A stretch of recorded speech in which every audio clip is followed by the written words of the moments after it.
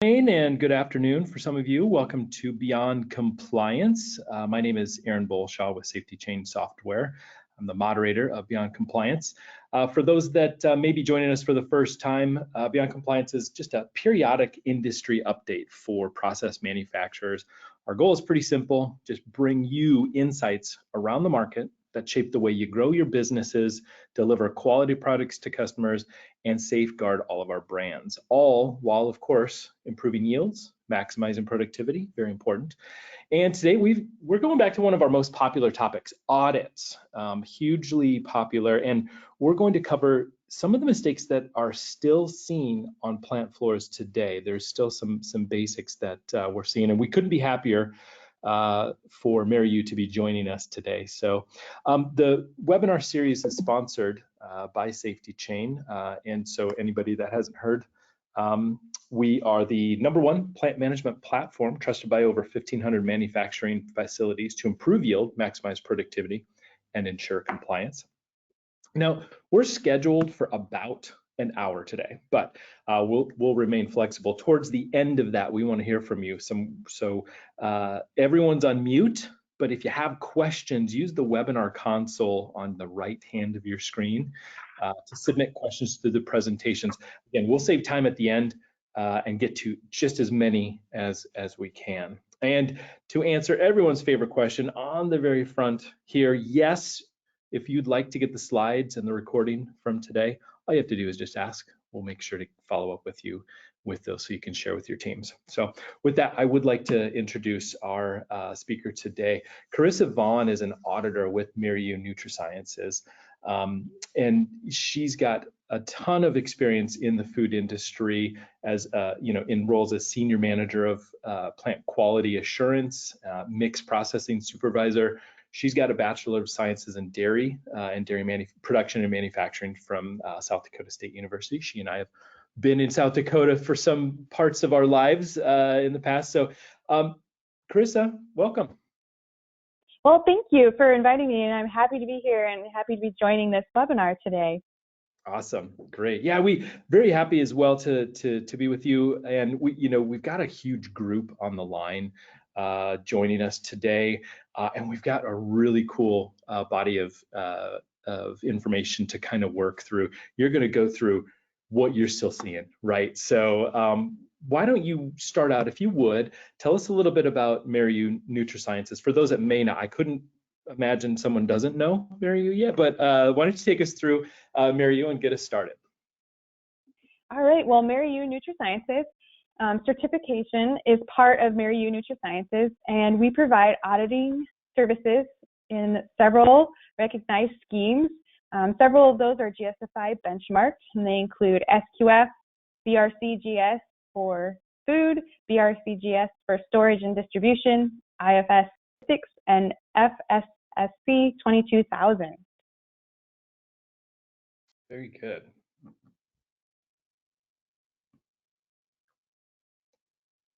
Oh, you've got I think you've got, there you go. Yep. All right, so just to start out, good morning, well, good afternoon, everyone, wherever you're at. Just to give you a little idea of what the agenda looks like today, we're going to go through, I'm going to give a little introduction, and then we're going to count backwards 10 to 1 on some of the common things that are seen on internal audits and audits as we go through them. And then I'm going to provide a little summary here at the end, and then we'll go into questions. So a little introduction. So this presentation is kind of a combination of my learnings and experiences, both from working in the plant as well as working as a QA manager and as an auditor. So without further ado, we'll start with number 10, informal audits. So a common mistake I see is internal audits missing that formal communication around the process. Remember, when you're doing an internal audit, there should be a communicated and understood audit schedule with specified audit criteria. The internal audit should be more than just a checklist and an email. There should be some type of an opening meeting to explain the agenda and a discussion of the method of notification. If you have findings, who should be contacted? How do we point them out? Make sure that when you find those findings that you point them out immediately. The formal should also include a closing meeting with a review of the audit process, and the findings. And make sure in that closing meeting you provide time for the auditee to discuss any questions, comments, or concerns from the audit itself or from the findings. And finally, there should be an audit report, a formal summary of what happened during the audit that you share with a designated group. When establishing and performing internal audits, it's important to follow 19011 ISO standards. They provide the backbone for any auditing program. The standard provides details and specific guidance about auditing principles, establishing your auditing program, how to perform an audit, how to write an audit report, and how to follow up on them properly. It also includes principles about auditor competency and auditor evaluation. If you are an individual who's managing or creating an internal audit program, you should read and understand this standard. As an internal auditor, it is important to be focused on the internal audit when you're conducting it. You need to work to find ways to minimize the interruptions from your job. This might include things like designating a backup for yourself, maybe assigning some jobs or responsibilities to others. It's very important that when you're performing that internal audit that you really focus on that internal audit. Also, when you're doing the audit, it's important to do the internal audit as if you're observing the process for the very first time. Don't just focus on what you know to be issues, but really take a holistic outside view of your program and facility to make sure that you're not missing anything in the broader spectrum. Number 9, incorrect internal audit frequency. Your internal audit frequency needs to fit your organizational needs and resources. It's important that you ask yourself some very important questions when you set up your internal audit frequency. So how much time does it take to conduct the audit? Will the scope of the audit take days or hours? How many people do I have trained?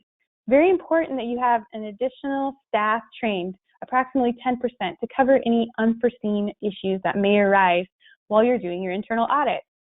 So for example, your internal audit scope maybe takes 20 hours, but you only have 3 days to complete it. And each auditor can only allocate 3 to 4 hours. Then you should at least have 4 trained auditors. So make sure you think of these things when you set it up. Also, when you set up your program, make sure you understand your budget restrictions, including time, staff, and also a very important thing that's often left out is the cost of your corrective actions. Do you need to have a budget for your corrective actions, or have they already predetermined one for you? So those are important things to think about when you're working on your internal audit frequency. The frequency also needs to fit the risk of your organization. So if you have a high-risk product or a high-risk process, this may require more time and resources than other products that aren't as high risk. Remember that your internal audit will drive outcomes and resources needs beyond the initial audit. You should plan your audit frequency so your resource allocations can both handle the audit and the corrective actions from your audit. Determine the true needs of your organization when you determine your audit frequency so you can handle completing the audit as well as the follow-up. Don't drive unnecessary resource constraints for things that are wants and not needs. Make sure that those items that you're auditing to will return a investment on the time that you're putting in it. It's important to think about these wants versus needs when you're determining your frequency and the best fit for your organization. All right, those are really good. Interesting enough, Chris, I think that we have a lot of customers that we've got a labor pinch right now, and I bet we're going to see some questions about that later, about getting that additional 10% staff. That's really interesting. I wanted to take a quick second. I'm going to take the temperature of everyone in the room. I'm going to pull up a poll for everyone, and I really just we're not going to show names. We're not going to do anything like that. We just want to get a rough estimate of how many audits you perform each year, just to get a ground level set. So in front of you in just a second, you're going to see this poll pop up. And I'd really like you to take a minute to just look at the answers and answer truthfully for us. This will give us a bit of a benchmark. And after we go through the poll, we'll actually show the results of everyone. So is it 1 to 5 every year, 6 to 10, maybe 11 to 20, or maybe over 20? I mean, there's going to be some, I think, facilities, Carissa, that just they have a lot of audits. It's a more complex production facility, right? Mm-hmm. All right, so we're about 60. Oh, good, everyone's voting. This is fantastic. We're over 70%. I'll give it about 10 more seconds, and then we'll share what the poll results are. Very interesting. All right, I'm going to close this off. I'm going to share those results now. Carissa, you should be able to see this pop up for you in just a second. When you do see it, any thoughts on what you see in the numbers, the percentage of our respondents? It's very interesting. It looks like from the poll results that a majority of people are only doing maybe 1 to 5 a year. So I think this kind of segues great into my next slide, where we can kind of talk about options. Yeah, definitely. I'm going to get that back over there to you. Yeah. All right. So so interesting. Based on the results, a lot of you are only maybe doing it 1 or 5 times a year. Well, we have a great method here we call a hybrid audit. And so this is one way to take auditing and really customize it to the risk and resource constraints of your facility. So this hybrid model means that you have different programs or processes or areas that maybe you audit at different frequencies to meet your organizational needs. So for example, maybe you have high-risk areas. Maybe a high-risk program is GMPs, right? With personal behaviors, can always be interesting. Maybe you audit that area monthly. However, areas where a little less risk, for example, your prerequisite programs, you audit that quarterly, with your entire system being audited maybe semi-annually or annually. And this allows you to really take your resources and align them to your risks. So those organizations, the 42% of you that said 1 to 5, this is maybe a good way of not burdening your resources, yet being able to allocate it to the risk areas that you have in your facility. It's kind of create that hybrid audit. So number 8, missing internal auditor evaluation. So auditor consistency and competency is always a focus from any auditing program. And a great way to address this is to have auditor evaluation. This allows the program manager to share findings of what they're seeing, how they're seeing it. It also allows them to go through how to handle maybe unusual or difficult situations that might pop up during internal audits. This allows you to take time and truly understand the training needs of your auditors. Learn their strengths, learn their weaknesses. This also provides for a great opportunity to build an element of continuous improvement into your audit and program. This helps keep your auditors current on any industry risks or company issues or changing issues that may arise in the food industry as we're going through your internal audit program. It also gives you an opportunity to help build and maintain so that your people in the field know how to do those risk assessments more accurately. So when you're developing an internal audit evaluation, there's some key things you want to make sure that you have. You want to make sure that you have a way to measure that the auditors are having the behaviors that are aligning with your program. They need to have adequate knowledge of their auditing principles, procedures, and methods that you're using. They need to have knowledge and skills of the business that you're in, the industry, the risks, hazards that might be in that industry. They need to have a knowledge and understanding of your legal requirements, whether that's FDA, USDA, labeling, contractual agreements that you might have. They should have a knowledge of all of these things. There also might be some specific knowledge that they need, specific sector knowledge that they might need in order to appropriately perform the internal audit. It's very important that these internal auditors understand the hazard and risk for the sector and product that you're making. These also, as you do these evaluations, will provide you the information you need to help build a better internal auditor training program.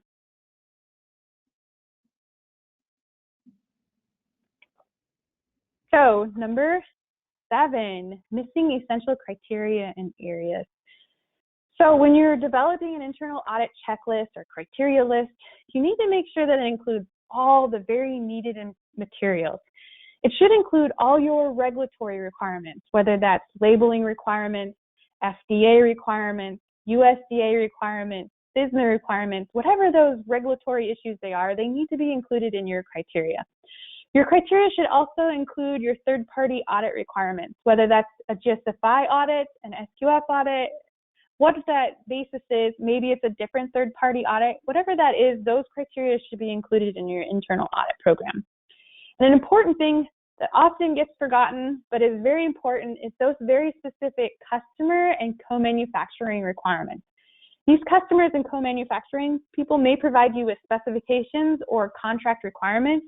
It's very important that you include this also in your internal audit criteria. You may participate in an identity preserved program, such as non-GMO, organic, kosher, halal, several different ones of those. It's important that those requirements of those programs are also included in your internal audit criteria. And equally as important is to include any company-specific requirements, such as any company policies or maybe some brand identity requirements. Some very important things to your company. Make sure that those are included in your audit criteria as well. Additionally, your internal audit program should include all of these areas. A complete, entire, full review of your food safety and food quality management systems. There should be a review and understanding and trending of your product nonconformities. You should be looking for areas of opportunities in these nonconformities. There should be a review of your incident management program. Have you had an incident? How did you handle it? Are there improvement opportunities for the program? You should review your traceability and recall program. Is your traceability exercises going as they're supposed to? Are they meeting the requirements? Is it working as it's supposed to? Recall. Have you had a recall? Have you done your follow-up? Is it working? Are the follow-ups working? Are you prepared to handle a recall?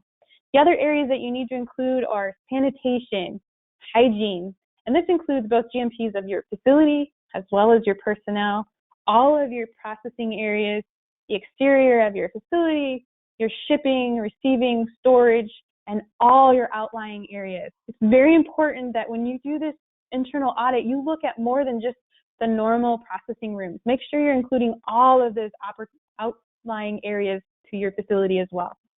Also, when you're doing these criteria reviews, it's also a great opportunity to review your results, your KPIs. Look for areas of improvement more than what you just see in the building, but other areas too that you can look for improvement when you're looking at these criteria. Number 6, not establishing an audit management system. An internal audit should be more than a checklist. This should be a management system. It should be a system that includes objectives that are aligned with your company values, assigned roles and responsibilities for individuals who are competent to complete the tasks that they're assigned, defined, established audit procedures, audit criteria, a defined audit team, and how reports are handled for confidentiality, as well as who is receiving those. Auditors need to understand how to perform their job while still being safe and maintaining confidentiality.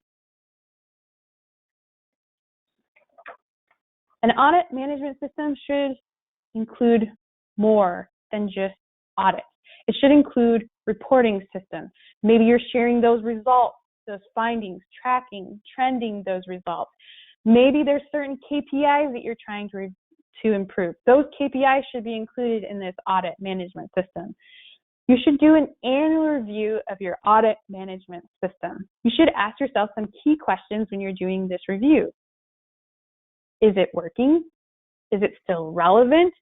Does it drive the desired objectives? Do we have the right auditors? Do the auditors have the right training? Do we understand the true risk if the program doesn't meet our objectives? Do we have the adequate resources of time, money, and information to perform the audits and their follow-up?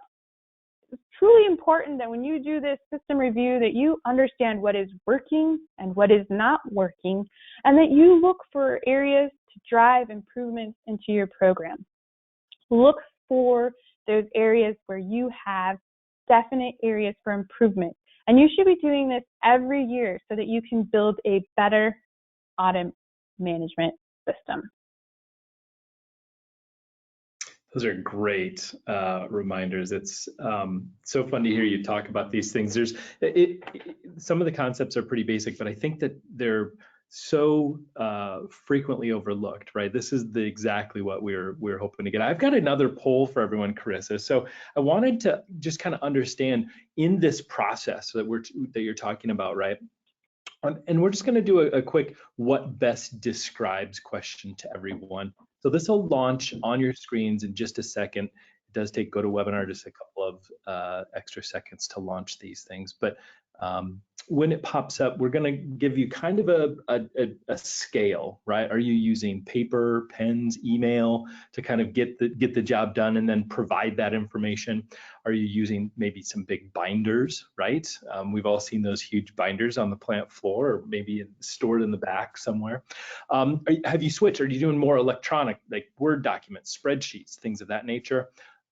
Do you have audit management software in place, right? Or do you have it sort of inside of that larger QMS system where you're able to work within the quality management system to provide the audits themselves? I'm really interested in seeing what this is. I'm going to give people a couple more seconds to vote. Remember, we're not going to show your names. We just want you to be truthful because we're benchmarking ourselves against. We've got hundreds and hundreds of people on the phone with us on the presentation. So this is actually a really statistically valid model of understanding what's going on in the audit management process. So, all right, I'm going to close this poll, and it'll take just a second to launch.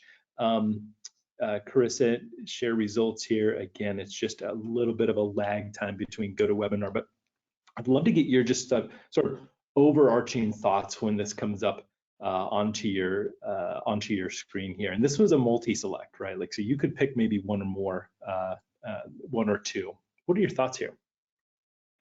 I think it's great. I see 82% are using some sort of an electronic or Word document spreadsheet to manage that. And I think that's great because to be able to trend and track and have KPIs, you're going to need some way of trending and tracking that. So using electronic means is definitely a great way to do that and to look at your program. And it looks like 12% even have some software that helps them do that. I think there's 49% that are using paper and pens, and so maybe this is an opportunity for you to look at that process and ask yourself those questions about improvement opportunities for your audit management system. Yeah, really interesting that you talk about tracking and trending, Carissa. It's hugely important. We also see a lot of stories coming from our customer base of just being able to have instant access to that information, the real-time visibility to things. It's really helping them to manage not just their auditing practice, but their overall quality measures, safety measures, and it leads to better productivity. So very good, very good. So moving on, Carissa, you've got another few to go here on the countdown. All right, so with that, we'll start with number 5, which is selecting the right auditors. A key to successful internal audit management system is having the right auditors. So there's some very important questions that you should be asking yourself about the auditors that you have on staff. The questions would be, do they have the right skills and behaviors of an auditor? Do they have the right knowledge? Do they understand the audit process? Do they understand the facility, the industry that you're in? Are they able to work independently? Are they observant? Do they have the ability to multitask? Can they handle difficult situations?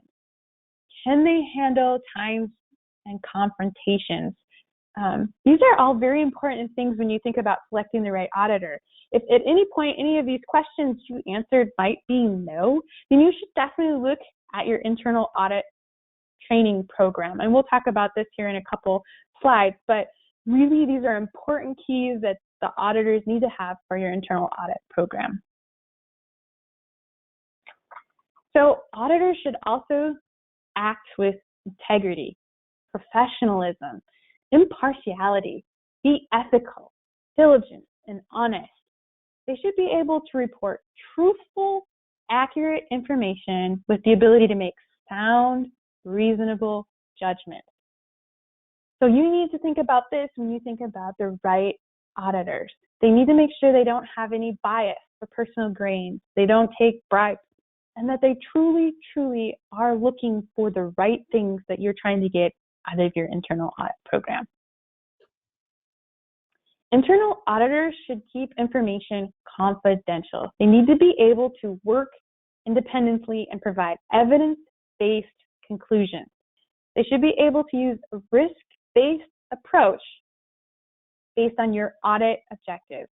So they should be able to take all their knowledge that you've provided them and their experiences and make good decisions about what are true risks to the organization and what are not risks to the organization, as well as what opportunities can they find to improve your program. And after looking at your auditor selection and evaluations, you may be thinking you need to look at your internal audit training program. Without further ado, number 4, inadequate internal auditor training. So the key to great internal auditors is a great training program. You should have some sort of formal education, and they should have some sort of experience for them to use. So there should be formal education in audit protocols and your personal audit procedures, some education on auditor skills and what to be looking for, how to look for that, knowledge and education on what the risks are for your industry and how to identify hazards when they're out on the production floor. You might need to provide them formal education on critical thinking, decision-making, problem-solving, and most importantly, which is often forgotten, is communication skills. Internal auditors should have some sort of training on communication skills. The internal audit training program should also include an orientation training. This should be a training where you review audit criteria with the new auditor, internal audit procedures and techniques that are used, how they identify hazards in the production area, any specific safety requirements that may be needed for their auditing process. The training should also include how reports are created, how they're tracked, what kind of KPIs we're reviewing, how statistics are created, what statistics you're looking at. They should also include how the information is reported and shared with upper management. It's a key that internal auditors know and understand how the entire internal audit system works for them to be able to accurately do what they need to do. The internal auditor training program should also include an annual refresher training. This refresher training should improve your auditor competency by using pictures, videos, demonstrations, showing the auditors both areas of compliance and non-compliance so that you can have a level playing field for all of those auditors. It should also strive some way to teach these auditors to look for ways for continuous improvement. Teach them how to look for best practices, identify root causes, how to perform problem-solving techniques out in the field. This also provides a great opportunity to share any industry changes or updates for them to be looking at when they're doing internal audits.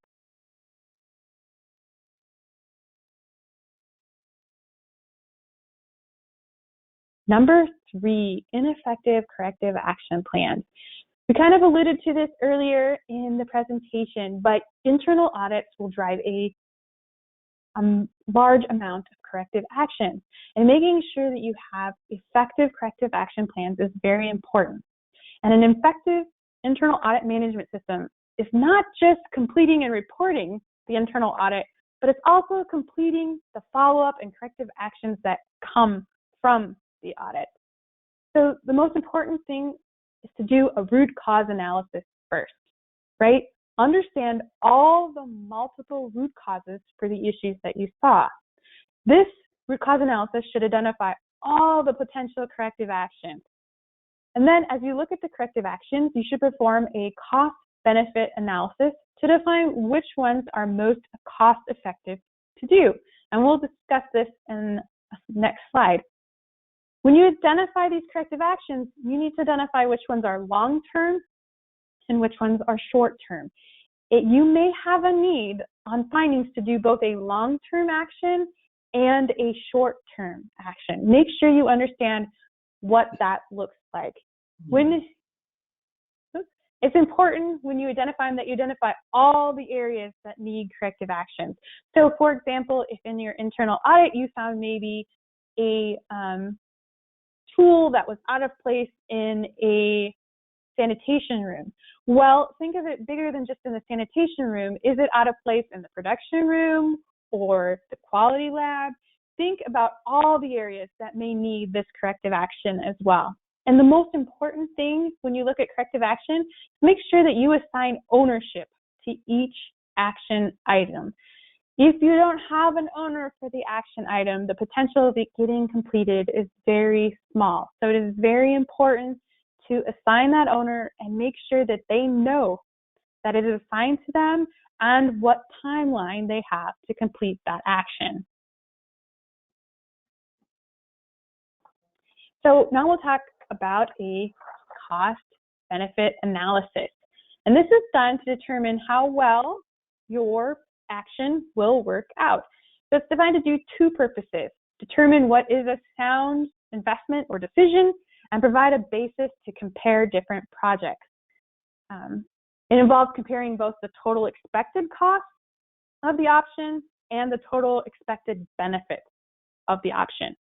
This should help you determine what is a sound investment and the right solution for your organization. Now let's look at an example. So, for example, you are out on an internal audit and you observe a roof leak during your audit. You go back to list out your corrective actions and their costs. So you look at it and you could hire a company to inspect the roof twice a year for $12,000. That the leak in the roof on its repair costs $50,000.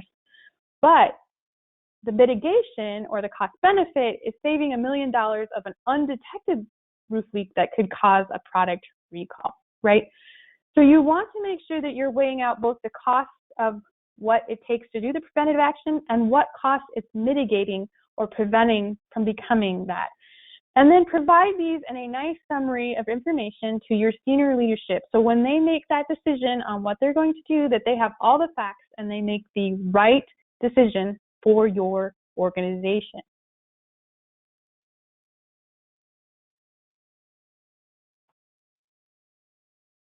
Number two, using an internal audit as a compliance tool.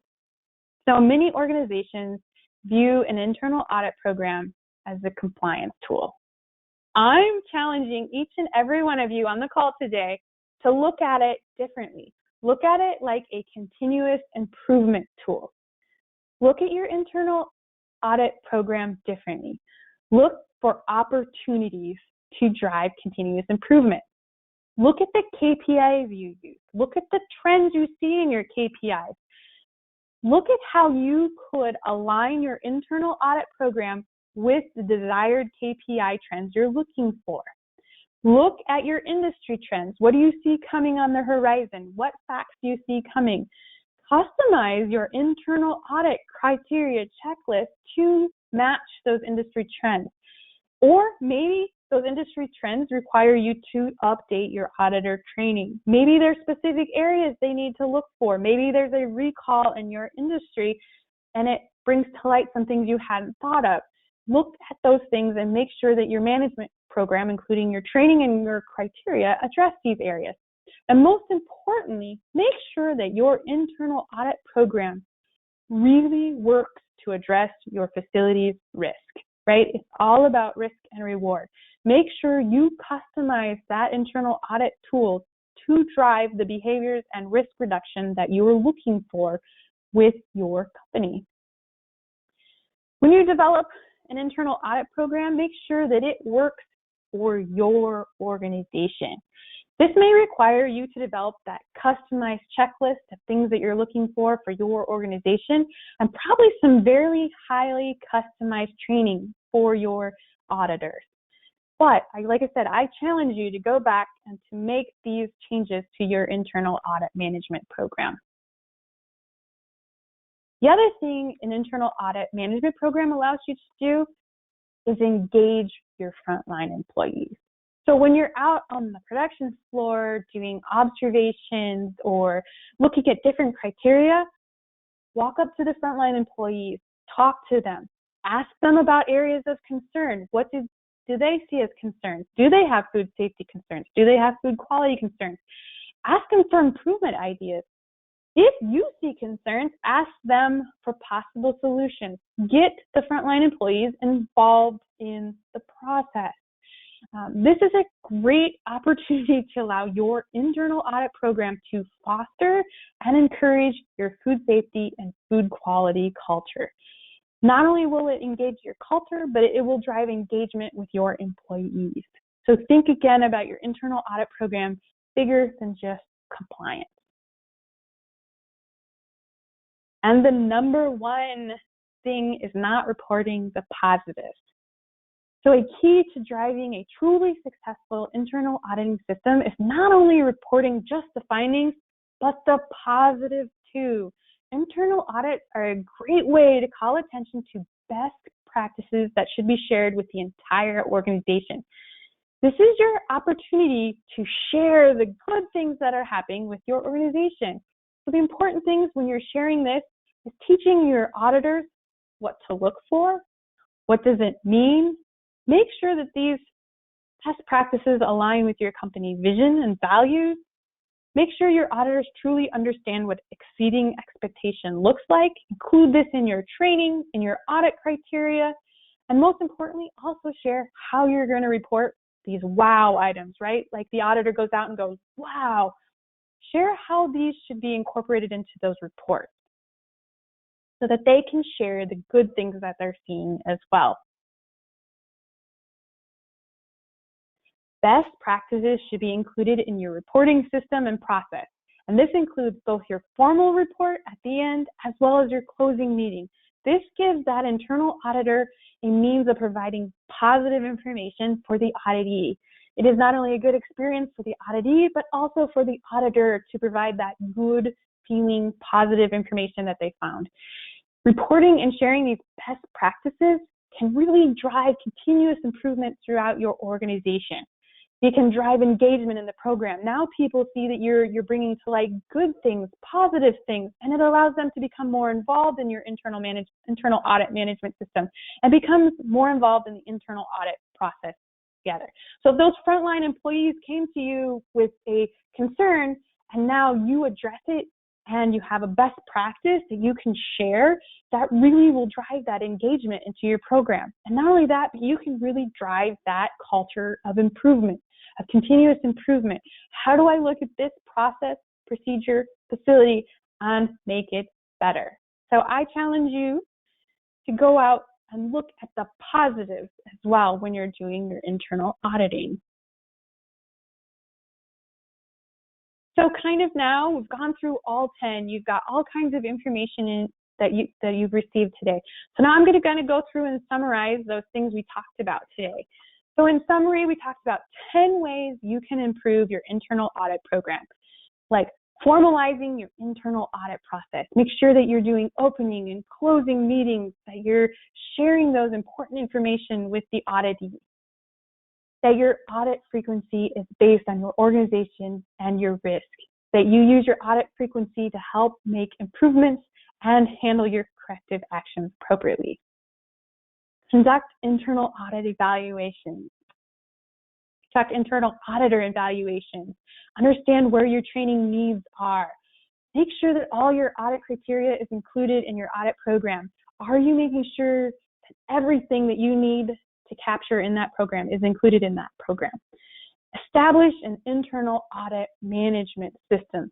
Look at your internal audit holistically. Make sure that you have roles and responsibilities and follow-ups and all that stuff clearly identified in your system.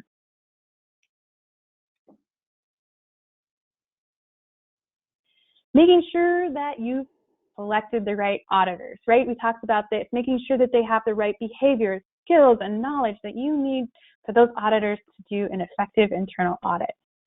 Also, making sure that your internal auditor training addresses the needs of your auditor. There should be an orientation training and an annual refresher training, and it should cover the areas that they see as opportunities to grow. Make sure you have the right corrective action plans. We talked about a cost-risk analysis. Make sure that you're doing that analysis and that you're doing the right corrective actions that provide the most benefit to your organization when you're doing those. Use internal audits as an improvement tool. If there's one thing I can stress, most importantly, is use those internal audits as an improvement tool. Improve your organization through your internal audit program. And most importantly, share the positives, share the best practices. When people think of internal audits, they commonly do not think about good things that can come from them, but they absolutely can drive very good outcomes and very positive outcomes if you handle them appropriate. So share those best practices in your internal audit program. Very good. Oh my gosh, I've got a whole couple of pages of notes I've been taking, Carissa. This is so great. You know, one of the things that stuck out, and you heard me go, oh, earlier, I didn't mean to interrupt, but I'd never really thought of, you know, the corrective actions as being sort of, you can do short term and then long term, right? I always thought corrective actions had to be immediate, but there is really a distinct difference, right? There's some things that you're going to have to take a little bit more time to really get to the root cause, right? And that's part of that CAPA process. Hopefully you find the root cause. I just hear too many stories from the field of, you keep finding, you know, the root cause was training, and it's like, okay, but if you keep finding that training is the root cause, something else is probably going on, right? So you got to invest in, yeah.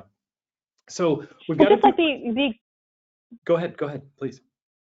I was just like the example with the root, right, or the roof that we use in the cost and benefit analysis. The short term there is obviously to fix it, and that's usually where it gets left. But the follow-up action is, right, inspecting it twice a year. That's the long-term solution, right? So. Got it. Yeah, that's interesting. Another one was just sort of having a budget corrective actions. I didn't think of it in a way of saying, hey, you've got to balance that, you know, budget versus what you can really accomplish. You know what I mean? Because it doesn't really do anyone any good if you put something on paper that you could never get after because maybe you don't have the $1 million or I'm sorry, $50,000 to replace the roof or whatever, right? Like you want to actually make sure that it fits within a budget, because that way, you know, hey, we can get this taken care of, even if it is in a shorter term sort of thing. And I think it does also go into the overall cost of quality. When you look at the audits, you know, you're performing actions. And we did a webinar with Devos Associates a little bit ago. We did a whole workup, Chris, on the cost of quality, and it's the cost of bad quality versus the cost of good quality. And I think that budget for corrective actions really does play a part there. It's very important. So one of the questions came in, and this was the same exact question. I just wanted to get, you know, your thoughts on, which is, you know, what makes your life easier? So as you prepare for an audit, right, and you then, you know, you go into the facility, what are you seeing that works well? You're talking about that experience for your auditor, right? I think there's a big key here. What do you see? What are the tangibles that you walk in and you start to feel confidence right away? What helps me build confidence when I go in as an auditor is when the owners of the program and even the frontline employees know and understand their programs. They know and understand what's right, what's wrong, what the procedure says. You can usually get a general feel of how well things are working for them. Do they feel like they can bring up issues? Do they feel like their issues are addressed? Those are some of the things that definitely bring confidence to me when I go into a facility. Great. And then what kind of evidence, like if you see, and you've had to experience the whole functional gamut, right? You've seen the paper pens, but you've also seen systems in place, quality systems or audit systems and things like this. What are the pieces of evidence that you say, wow, this is a really thorough? So somebody's asking about what makes it a thorough audit, like where you don't, they're trying to ask how much they should show you without showing you everything, but I'm not going to say that. I'm just going to say, what makes you have that confidence that it's a thorough audit and that you've seen everything? Is it, pictures of things that were audited? Is it, samples or examples? What makes it a thorough, make you feel that confidence in the thoroughness of the audit? Well, pictures and videos, I've seen pictures and videos, and those definitely bring confidence. But to me, what really drives confidence in that internal audit program is when I can see that they're using it, as I kind of talked about in my training, to drive improvement in their organization. So I like some of those where they have quite a few findings. That actually gives me confidence that they're actually looking for areas of improvement. Sometimes I'll see internal audits where everything is good, and I know as an auditor that and a QA manager, not everything is good all the time. So what makes me think that a thorough audit has happened is when I can see that you've identified areas that you need to work on and that you're working towards making that a better program, whatever that might be. The other thing that makes me think of it very thorough is when we talked about, like in my training, about outlying areas. Those are common areas that are missed on internal audit. So if you have, outlying areas, that you see that in those internal audits as well. That helps with the thoroughness of it as well. Got it. That makes a lot of sense, right? We see 101% A+ gold stars again. Wait, there's got to be something missing, right? That would actually work against you. I like that though, that it's not about getting everything right. It's about saying, hey, we did find some stuff and here's how we're going to address it. Having that longer term vision or plan for, hey, things are going to come up, right? Everybody's plants are different, Yep. And every single year we stay in those plants, that plant just got 1 year older, and all of the equipment and the walls and the fixtures and all of the things that hang over our equipment that our food goes underneath. So I appreciate that. So I'm going to move to the next slide really quickly. So because you have some information. So as people, one of the questions that just came in was, what is a recommended auditor training program? Bonnie, thanks for asking that. Here it is, Bonnie. So why don't you take us through, Krista, just some of the resources that MaryU NutriSciences has? Absolutely, I can do that.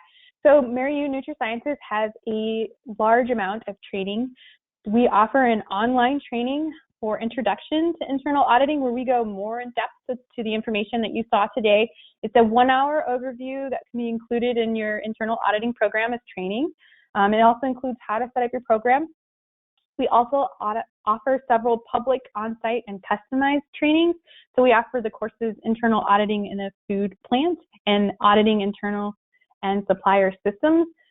So if you visit MaryU NutriSci at .learnupon.com, you can view all our online and public training offerings. There are several of them there. Cool. All right. Yes, I very much recommend these. Are perfect courses to really help find and maintain that perfect individual to do these, because it does take somebody, I think, with an exceptional eye for not just detail, but really just an openness to, hey, if we find something, we're going to be able to fix this, right? So cool. I've got one more question. This one's an interesting one, and so I'm going to paraphrase it sort of as best as I can. And it's something, Chris, I have personally been wondering, as we see SQF 9.0 come out and the new era for food safety and things like this, we're starting to see more attention basically in the food safety and quality world about culture. We talked about it a little bit earlier. You mentioned culture. The best way to ask this is, kind of on that same, confidence scale. When you come into a facility, let's say it's a new facility, you're meeting people for the first time, you don't know much about maybe the business other than what you've been able to ascertain, like what kind of products, etc. But when you walk into a new facility, and even as you prepare for it, what are the pieces of evidence? What are the things that you're seeing, Carissa, that give you confidence that there is actually a culture of food safety? So when I'm out assessing food culture, some of the key things that I like to look for, obviously, there should be some sort of commitment from their management team that they're working on their food safety culture. Some of the other things is going down to the front line and seeing behaviors. So, if I observe people are following the rules, that they understand the rules and they're trained and stuff. Also, I'll ask some questions about if they have concerns, are they being addressed? Do they feel comfortable getting them addressed? So that's kind of where I built in your internal audit program can really be that communication system for you in your culture. It's not necessarily everything you want to do for your culture, but it can definitely allow you to have that communication pathway for those frontline employees. Sometimes other evidence that I've seen are different, programs or publishings or reward systems, for improvements in their areas. But again, you can really use your internal audit program to drive that culture and provide that communication path for those frontline employees to get their concerns addressed and to see them get addressed. I think those are some key things, observations and objectives that I like to look at is, do the frontline employees feel they can express concerns and that they get addressed? And you can use all of that in your internal audit program.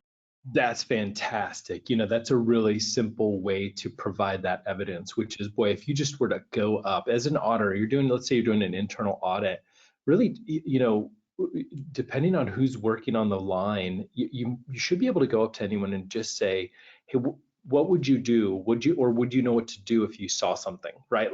And that open, they're just like, oh yeah, you know what, I'm supposed to contact my manager and this is what I do. Even having that sort of basic foundation, right? And this is something you can do at a pre-shift meeting. You can kind of go over it and and you want to repeat it, right? Maybe put the little the poster on the wall, right? Hey, if you see something, say something, or something along those lines. But really just that open communication. Hey, if something's going on, we need to see it, and here's the path to report it. That's awesome. Good. We got another one from Steven. Okay, he says, how do you handle audit scheduling so you're not preventing production slowdown or downtime? How many days should it take? Kind of any pointers from your point of view? Because you know what, I feel, Stephen, they've got to get X number of, I'm not sure what Stephen's, I don't have his full thing in front of me. Whatever you're making, you got to hit that target, right? You've got customers out there, especially right now. Any guidance there, Carissa, on the scheduling so we're not preventing production slowdown or downtime? I think this goes back to the risk reward slide we showed, right? It's all about risk versus reward. So obviously there's risk to the business shutting it down, and there's risk to business not addressing the issues that need to be addressed. So I think this is a great opportunity to maybe use a hybrid model. So maybe you can audit or do things that doesn't impact the business as much or doesn't impact it at all. If you do like a hybrid model, maybe you don't have to have as many resource constraints in areas that you don't need them. Look at your auditing program and see where there are risks and where maybe you don't get as much benefit for doing that area as often. Obviously, it is a requirement for GSFI that everything be done at least annually, but maybe you're doing some things monthly and you could do it every other month based on your risk. It really is a risk reward based on your company. And I think that's a great conversation to have with the management team about what the risks look like for your business. Maybe the process is a very low risk, then obviously you can back off easily. But maybe it's a high risk area and maybe you just need to concentrate on certain areas more often and you can back off on others to alleviate some of that resource constraint. I love that. I think, Carissa, that hybrid approach is super, super innovative, and I hope people take that with them. I think they should be thinking about those audits differently. How can you work them into the schedule so you don't have to throw the line, right? Just to get through this thing. I love that approach. I think it's absolutely such an innovative approach, rather. Okay, we've got 2 more questions. I think we got time for 2 more questions. So Carissa, the next one is from Giselle. When the company shows that they use the internal audit as compliance tool, do you consider it as strong food safety culture, right? So is there a link? I'm going to paraphrase that a little bit. Is there a link between seeing that internal audit and that compliance tool to the safety culture, a strong safety culture? I say there is definitely a link between them. I think that the stronger your culture is, the more you drive continuous improvement into all your things that you're doing, especially around food safety and food quality. So if you're using your audit tool as a continuous improvement audit, it definitely shows that you are committed to a food safety culture. You can definitely use that as evidence to show that commitment. Yeah, I think that's true. And it's not just, but I think your point, Carissa, it's not just the tool. It is the investment, right? And that's something Correct. I want to be super, super clear about. I see our customers are wildly innovative. I love working with some of Safety Chain's customers.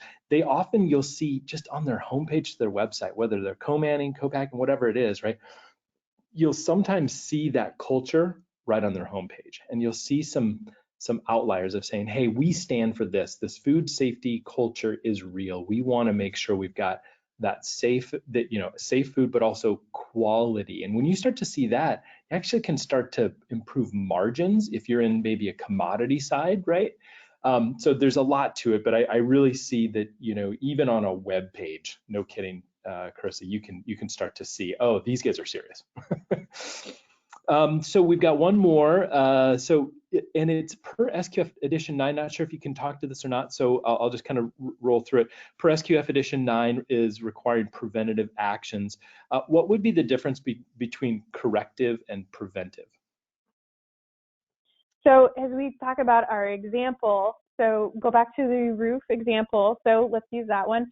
So the corrective action to the roof is obviously fixing the leak, right? The $50,000 to fix the leak. The preventative action is the $12,000 twice a year that you're going to have someone go up there and inspect it to make sure that there are no issues popping up. So you're preventing the roof from leaking in that action. So the corrective action is kind of how to fix it, and the preventative action is what can I do to proactively prevent it from happening. And maybe the roof was damaged in room 1, but your proactive is looking at the roof in all the facility area. So it's looking more than just the problem at hand, looking at a bigger scope to prevent a reoccurrence in that area as well as others. Yeah. So would the corrective in that one be like if you were to just, I know this is oversimplifying it, Carissa, but if you just put like a tarp on top of the roof to make sure that if it were to rain, right, things would, and would that be the immediate, hey, we got it, we corrected it, this is what we did, but then ongoing, we need to either, prevent that from happening further because roofs fail. Is that kind of a roughly right? Yeah. Okay, perfect. Yep. All right. Correct. I always had that question too. So, all right, cool. Carissa, this has been really fun. Let me wrap it up here really quick. There's a bunch of resources, of course, safetychain.com, much more at Mario NutriSciences. Definitely go check out their training. They are top notch, okay? Upcoming, we got a couple more things. We're going through our fall of auditing, the 3 C's of internal auditing with the Atchison Group coming up September 24th. And then rounding out at the end of the month, KPIs operations might be missing. There's some interesting KPIs that we want to cover with everyone, especially on the production side. So then going into October, we've got a really cool bioengineered labeling disclosures coming up. So you can go check that out, safetychain.com, resources, webinars. We've got a bunch of stuff coming up for y'all. So Carissa, thank you so much. You and your team have been fantastic to work with. As always, I would like to do this at least once a year with you all, because I think you're delightful to work with. Well, thank you very much. I've enjoyed the opportunity to work with you as well. Fantastic. All right, with that, we're going to call it a day, everyone. Appreciate your time. That concludes Beyond Compliance for today. Cheers.